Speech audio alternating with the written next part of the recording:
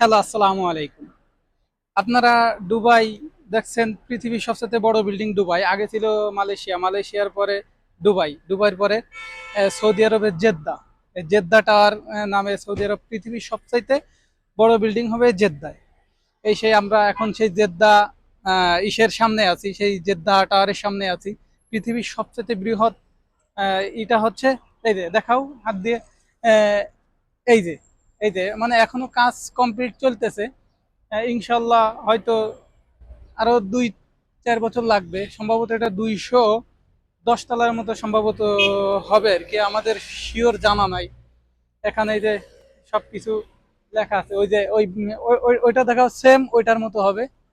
ওই Jeddah tower প্রায় কাজ প্রায় কমপ্লিটের দিকে, এখনো অনেক কাজ বাকি আছে।